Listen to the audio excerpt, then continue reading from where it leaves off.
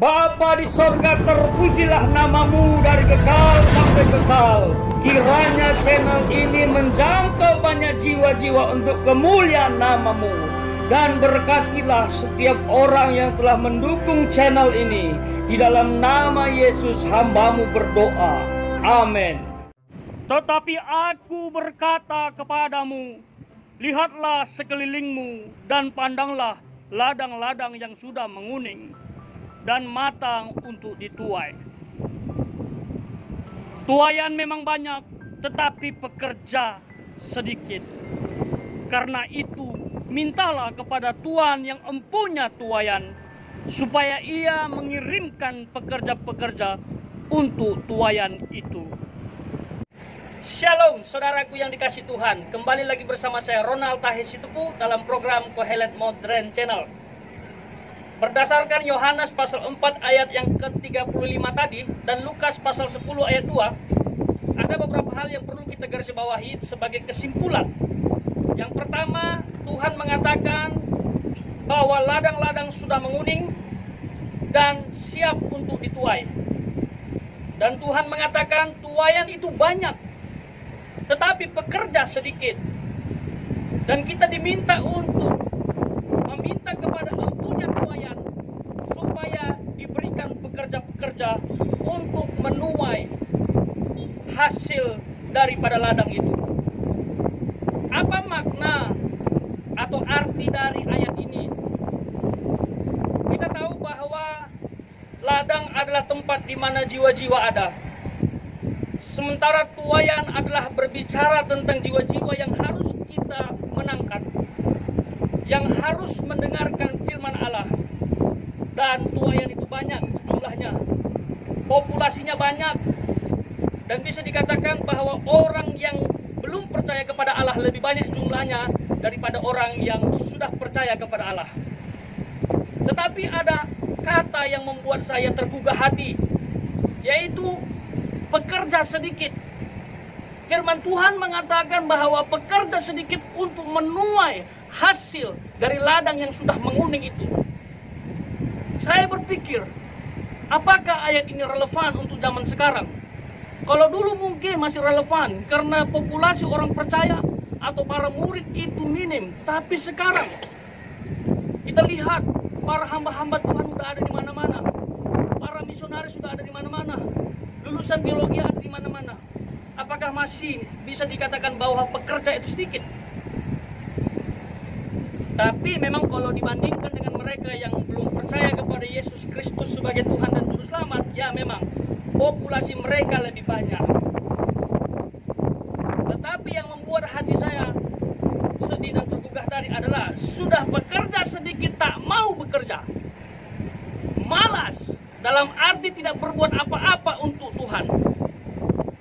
Ini menjadi evaluasi buat kita. Saya sendiri selalu evaluasi diri. Minimal saya harus menyampaikan Injil. Terserah melalui media apa saja.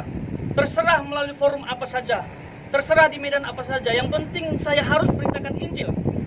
Ayat ini kiranya menggugah hati kita bahwa kita harus siap dan mau mendukung pekerjaan Tuhan untuk menjangkau jiwa-jiwa, karena Allah mengasihi manusia yang berdosa dan membenci dosa. Kita lihat dunia, kita lihat manusia pada saat ini. Saya sedih. Banyak orang menyatakan dirinya tidak butuh Tuhan.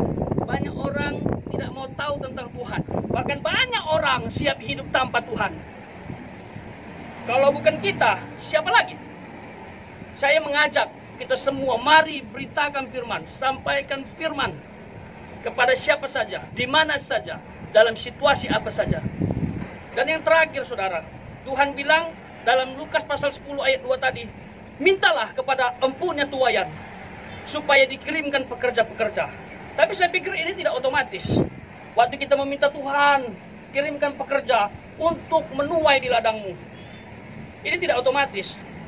Saya pikir pada saat kita berdoa kepada Tuhan supaya dikirimkan pekerja untuk menuai, itu prosesnya panjang. Karena pekerja-pekerja yang siap menuai tadi itu melalui nol. Dalam arti dia harus mendengarkan Injil dulu, dia harus mendengarkan kabar baik, dia harus terima Yesus dulu, dia harus diselamatkan dulu, bertobat, sehingga memutuskan diri untuk melayani Tuhan, sehingga bisa dikatakan seorang pekerja. Dan dia harus membekali hidupnya dengan teologia, atau minimal pengetahuan tentang Alkitab.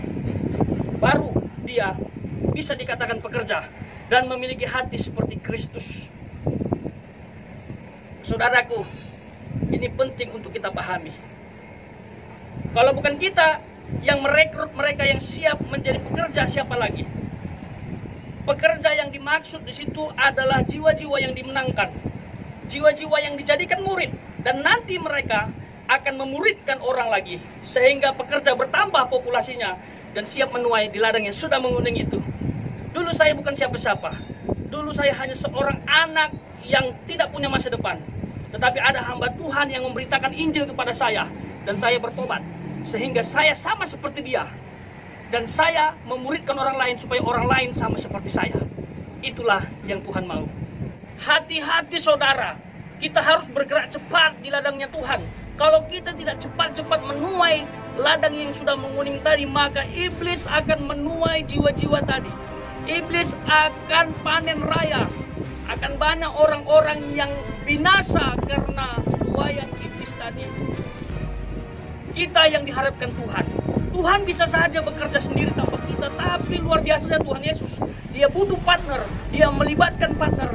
Dia ingin kita mendapatkan penghargaan yang luar biasa karena turut serta dalam master plan Allah yang luar biasa untuk menyelamatkan semua manusia berdosa. Iblis akhir-akhir ini bekerja keras, melakukan banyak cara supaya orang tersesat, termasuk anak-anak Tuhan juga. Marilah kita bersatu dan terus mengingat bahwa Injil, kabar baik harus diberitakan dan jiwa-jiwa dijangkau untuk kemuliaan Tuhan. Ini saja yang bisa saya bagikan. Tuhan Yesus memberkati. Joy to the world, the Lord is come. Let earth